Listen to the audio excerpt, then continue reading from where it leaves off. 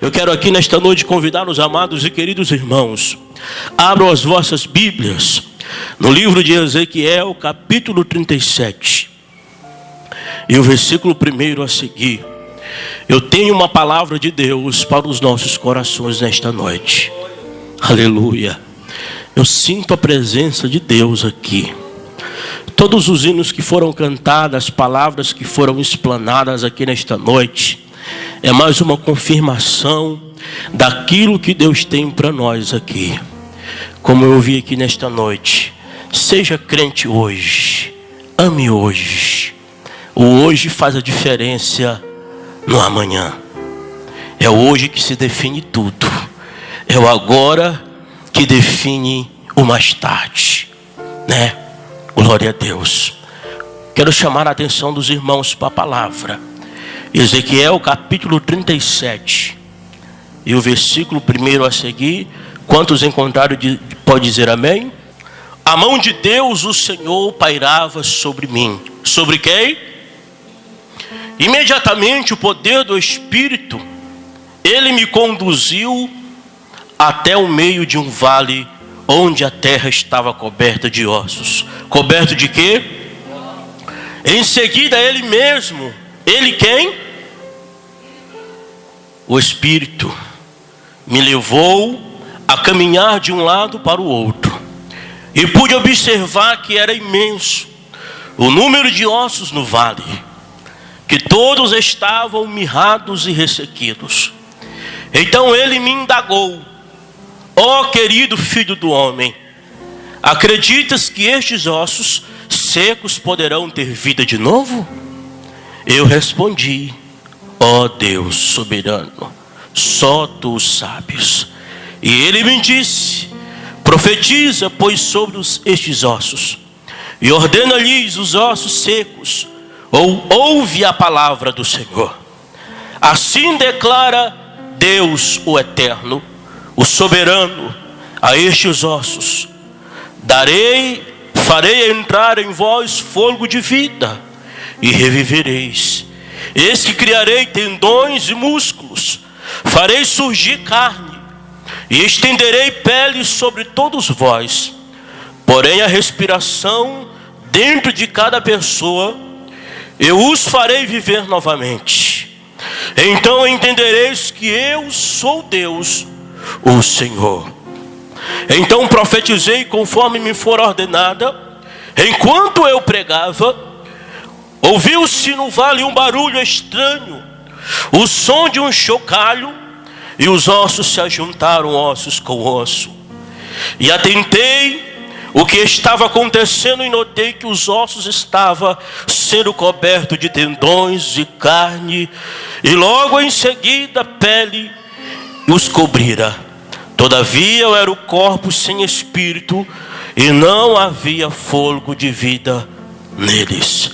Então o Eterno me ordenou: profetiza agora ao Espírito, profetiza ao Filho do Homem, e invoca o sopro da vida, dizendo: assim diz Jeová, o Senhor Deus: ó Espírito dos quatro ventos, assopra sobre estes mortos, para que vivam.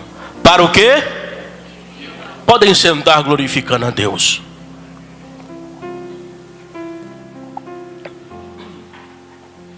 Meus amados e queridos irmãos, o tempo não nos espera, mas nesta noite eu quero trazer uma palavra, aquilo que Deus colocou no meu coração. E eu vim aqui nesta noite, neste culto, decidido e determinado de falar tudo aquilo que Deus colocou no meu coração. E eu acredito que nesta noite vocês irão entender a razão, o motivo pelo qual vocês estão aqui nesta noite adorando o nome santo do Senhor. Deus, ele sempre tem algo novo para nos oferecer. Deus, ele sempre tem algo para trazer sobre as nossas vidas, algo que vem nos impactar, algo que vem nos surpreender. O homem, por mais a sua sabedoria, ele nunca conseguirá surpreender Deus, mas o Senhor sempre nos surpreende.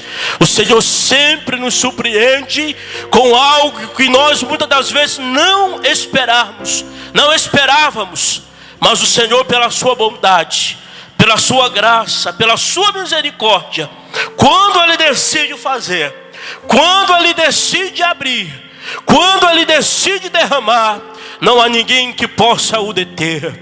Não há nenhuma incredulidade que possa lhe interromper o agir de Deus. E nesta noite, irmãos, sem perca de tempo, no lugar aonde nós lemos nesta noite, fizemos uma leitura aonde o profeta de Deus, ele começa dizendo: a mão de Deus, o Senhor, me levou, me conduziu ao meio de ossos, mediante o poder do seu Espírito. Ele me conduziu até o meio de um vale. Esse vale, irmãos, que nós vamos falar esta noite, o vale de ossos secos. Esse homem que Deus chamara, esse homem que Deus convocou, o profeta Ezequiel, para profetizar ao povo de Israel, um povo que estava cativo pela Babilônia, um povo que pelos seus próprios erros, pelos seus próprios pecados, pelas suas próprias atitudes, eles provocaram a ira de Deus. Eles provocaram o juízo de Deus sobre suas vidas. E a Bíblia diz que Deus, ele chamou o profeta Ezequiel para profetizar algo que vinha restaurar, algo que viria cumprir com a promessa daquilo que o Senhor tinha feito há muitos anos atrás, que daria àquele povo uma nação dependente, uma nação que eles apenas dependeria de Deus para sobreviver. Louvado seja o nome do Senhor. E a Bíblia fala, irmãos, que este homem foi convocado para um determinado objetivo. Eu não quero aqui trazer uma palavra histórica, eu não quero aqui perder alguns minutos para dizer sobre a genealogia de Ezequiel, e nem tão pouco o tempo, a época, o ano em que este homem profetizava. Mas eu quero falar da situação de um povo. Eu quero falar de um momento em que o povo estava vivendo uma situação. Mas eu quero trazer uma palavra aonde Ezequiel, no capítulo 7, do versículo 1, ele começa a dizer: então veio a mim a palavra do Senhor nestes termos: filho do homem, assim diz Deus, o soberano Deus, a nação de Israel: eis que o fim está chegando e se abaterá sobre os 4 cantos de Israel. No momento o fim paira sobre a tua cabeça e sobre o teu povo. Eu vou desencadear toda a minha indignação. Isso é Deus falando.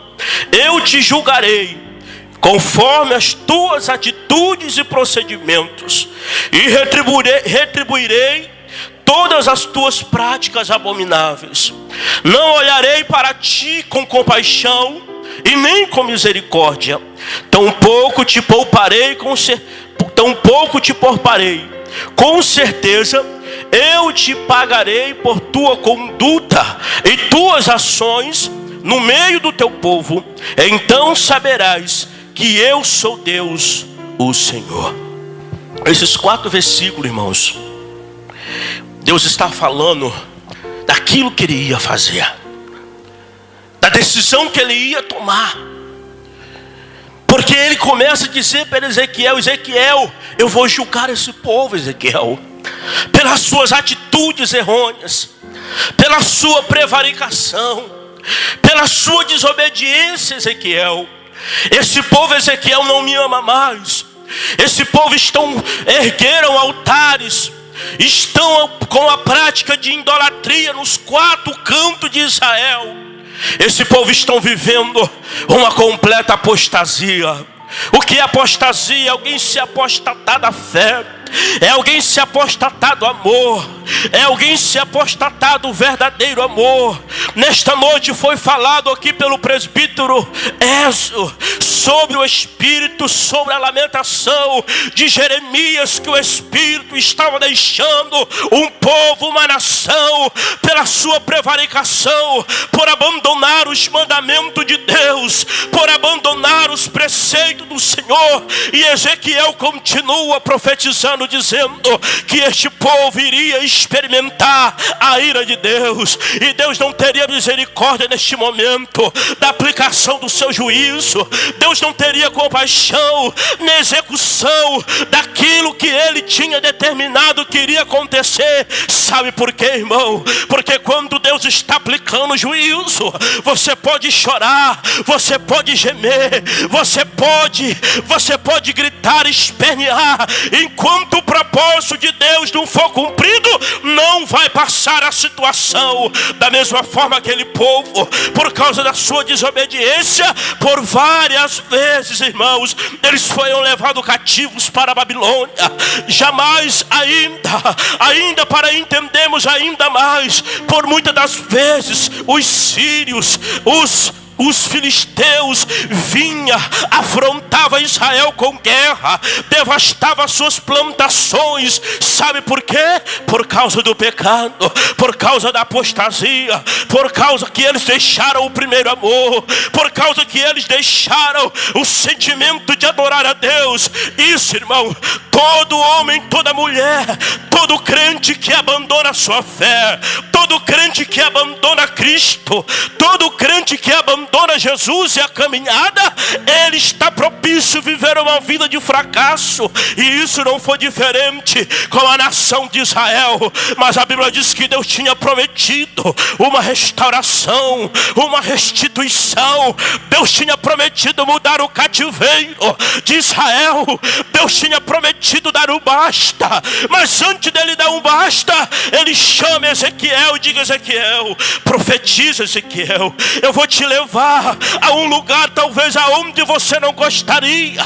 Sabe, irmão, talvez em um lugar aonde é aconchegante, no shopping, na praia, em algum lugar agradável, qualquer pessoa gostaria de ir. Mas eu quero dizer que há momentos na vida da gente que Deus leva nós em lugares que nós nunca pensávamos de irmos. Há momentos, irmãos, que Deus nos leva em lugar, não no lugar agradável, mas no lugar que nós precisamos ir. Aleluia. E o Espírito conduziu naquela visão Ezequiel. E Ezequiel, ele começou a enxergar muitos ossos. Muitos ossos. Uma nação que era a nação eleita. Eu não estou aqui pregando, irmão, essa palavra não foi uma profecia direcionada simplesmente ao povo lá de fora, não. Foi uma palavra que foi pregada, que foi escrita para o povo que está na casa do Senhor, para aqueles que estão vivendo uma vida na presença do Senhor. Foi uma palavra para aqueles que têm promessa, mas ao percorrer da caminhada, ao decorrer do tempo, ao decorrer das situações adversas, esse povo, irmão, se desviaram. Esse povo viraram as costas para Cristo. Esse povo, aquele povo que Deus tinha prometido de levar eles a uma terra que emanava leite e mel, agora aquele povo, irmãos, vira as costas, trai o Criador, trai o seu Deus, trai o seu Senhor.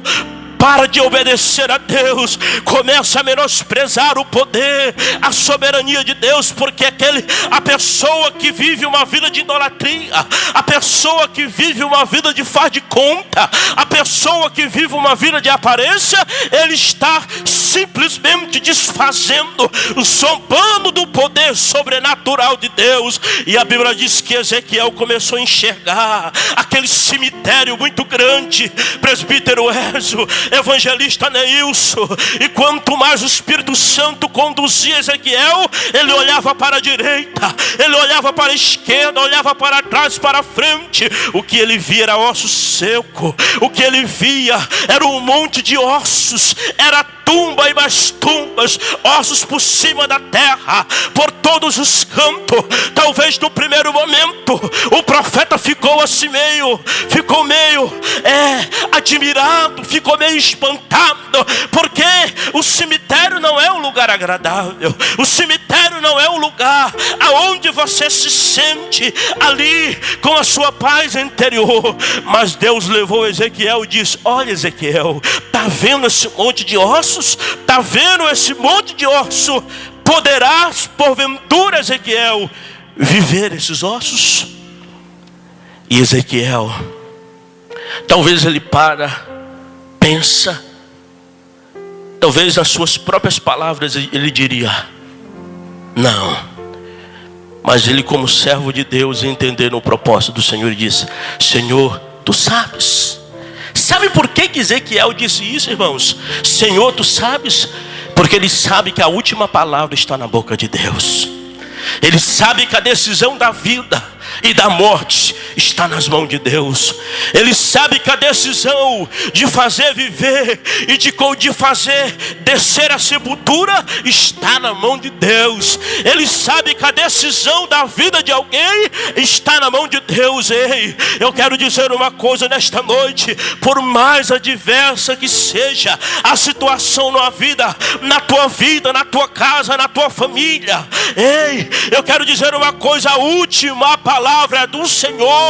O Senhor é que manda, o Senhor é que determina, o Senhor é que bate o martelo. Não é o profeta, não é o pastor, não é o teu marido nem tua mulher, não é o doutor, não. Quem manda na tua vida, quem determina aquilo que vai acontecer na tua vida é Deus.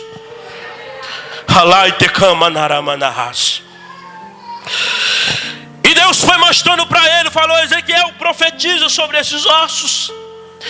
E Ezequiel começou a profetizar. E a Bíblia diz que Deus diz a Ezequiel: todo esse cemitério aqui, todo esse tanto de gente, esse é a casa de Israel. Essa é a congregação de Israel. Esse é o povo de Israel que está vivendo desta forma. Estão mortos espirituais. Eles têm osso, mas não têm vida, não têm aparência, não tem nenhum tipo de pele, de nervo, de carne. Eles estão sequíssimos, Ezequiel. É o povo. Sabe por que o povo estava vivendo daquela forma, irmãos? Por causa da desesperança que havia nos seus corações. Por tanto tempo eles viviam de cativeiro a cativeiro, por causa das suas próprias desobediências, por causa das suas prevaricações, apostasia. E eles estavam ali experimentando o juízo de Deus, que é um juízo amargo. Mas Deus, irmãos, Ele não tem prazer na morte do ímpio, não. Deus, Ele não tem prazer na morte do desobediente, do assassino, daqueles que estão vivendo uma vida fria. Deus, Ele não tem prazer, mas Deus espera que ele se converta, que ele se arrependa do seu pecado e corra para os braços do Senhor. Esse povo, irmão, estava vivendo uma vida de aparência. Esse povo talvez até carregava a Bíblia, até ia para os cultos, mas interiormente tinha perdido a essência do primeiro amor. Não sentia mais o Espírito Santo, não sentia mais a presença de Deus, não falava mais em línguas estranhas. Eu quero dizer aqui nesta noite, até o presente momento, naquela época ainda não tinha sido derramado o Espírito Santo, mas eles não sentiam mais, eles não tinham mais a intimidade com Deus. E esse povo estava vivendo uma situação de miséria. Tinha aparência que poderia estar vivo, mas estavam mortos espirituais. No livro de Apocalipse, capítulo 3 e o versículo 1, a Bíblia diz: ao anjo da igreja em Sardes, escreve assim, declara: aquele que tem os 7 Espíritos de Deus e as estrelas, conheço as tuas obras, aleluia, que tens fama de estar vivo, mas de fato estás mortos. Essa é a situação de outra igreja. Essa é a situação em que o povo, era a condição espiritual que o povo estava. Era a condição sentimental que o povo estava. Era a condição estrutural da sua vida em que eles estavam. E aqui nós percebemos que Deus, Ele tinha e ainda tem uma palavra de vida. Ainda tem uma palavra de restauração. Primeiramente, Deus precisava usar 2 ferramentas. Qual é a primeira ferramenta? No versículo 4, ele diz: e ele me disse, profetiza, pois, sobre estes ossos, e ordena-lhes, ossos, ouve a palavra do Senhor. Para que haja um avivamento na vida da igreja. Nós estamos vivendo em tempo de apostasia.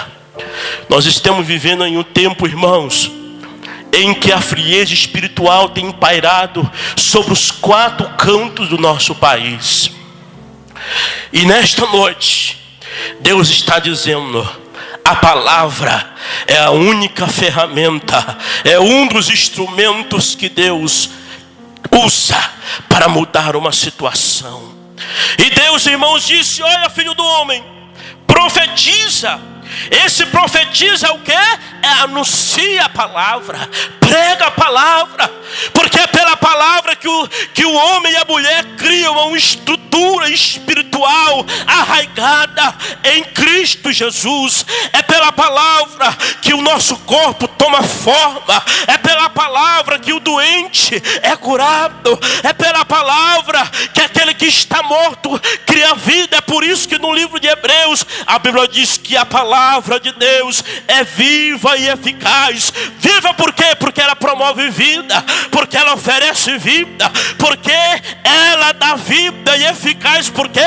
Porque ela muda a situação, ela muda cativeiro. A partir do momento em que o homem e a mulher ouve a palavra do Senhor e crê que esta palavra pode mudar a sua vida, pode mudar a sua casa, pode mudar o seu casamento, pode mudar a sua vizinhança, pode mudar a sua igreja, aí o Espírito Santo de Deus entra em ação, e é outro instrumento que Deus usa. Depois que Ezequiel profetizou, aqueles ossos começaram a criar nervo, criar pele, criar carne, mas não tinha vida. Sabe por que não tinha vida?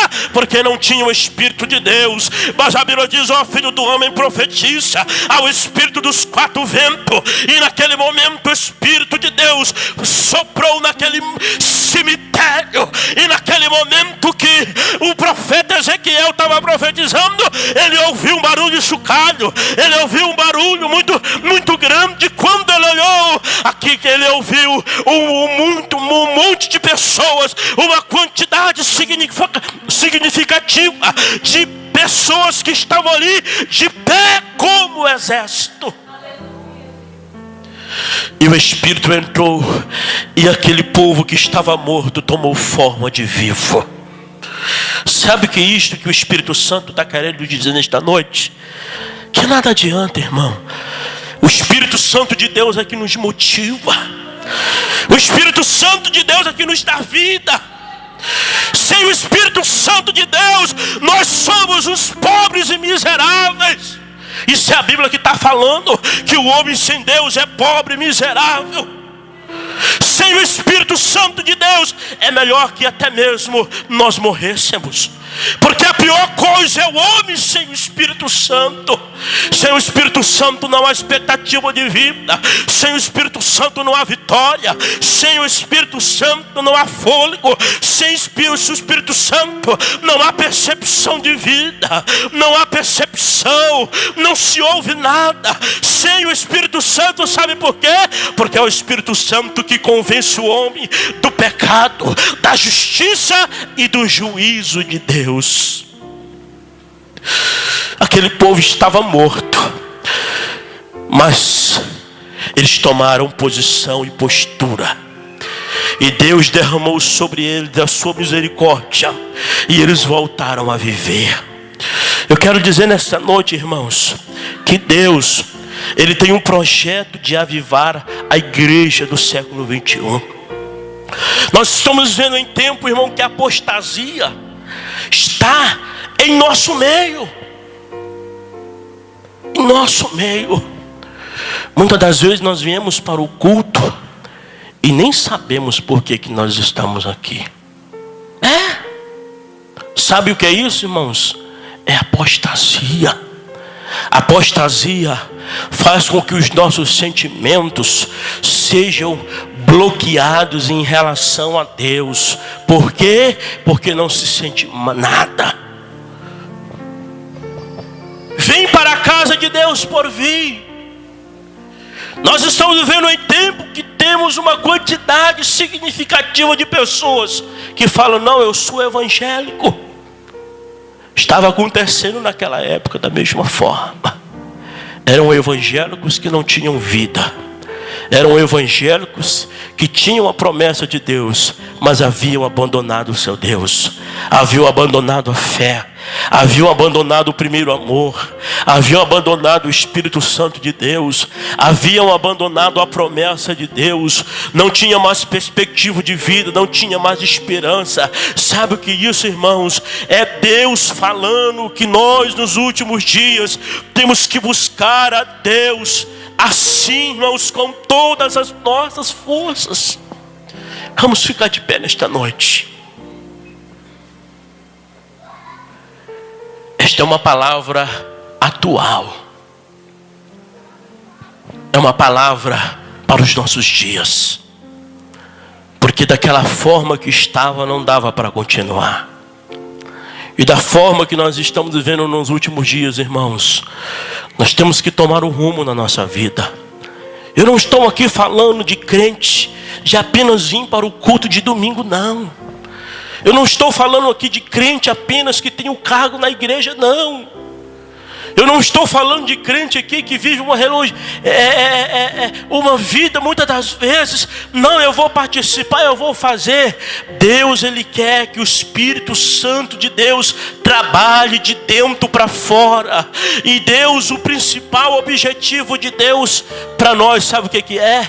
Que nós vivemos uma vida de santidade, de obediência, que nós sejamos ganhadores de alma, porque foi para isso que Jesus nos chamou, foi para ganhar alma, irmão, porque se nós não ganharmos alma, a igreja, o crente que não ganha alma, ele não tem a sua identidade de cristão, não tem. E aquele povo estava vivendo num formalismo muito grande, mas Deus cumpriu a promessa na vida deles. E Deus restaurou a saúde, restaurou a esperança, restaurou a perspectiva de vida, restaurou a unção, a autoridade, restaurou sobre aquela nação uma vida onde eles acreditavam que realmente eles eram o povo da promessa. E somente em 1948, Israel se tornou dependente, uma nação independente, mas sofreu por causa da desobediência.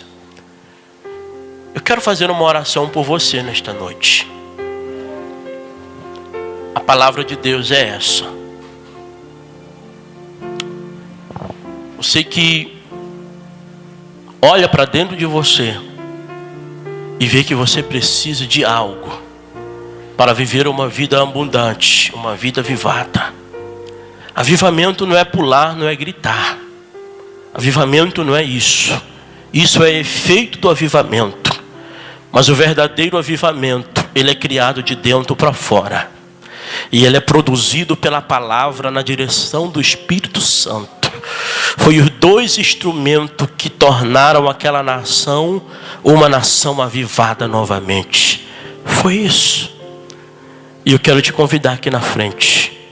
Tenho 2 minutos, já passei do tempo. Põe a mão no teu coração.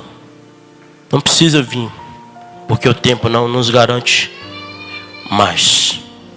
Senhor da glória, nesse momento, Deus, eu quero orar pela tua igreja, pelo teu povo.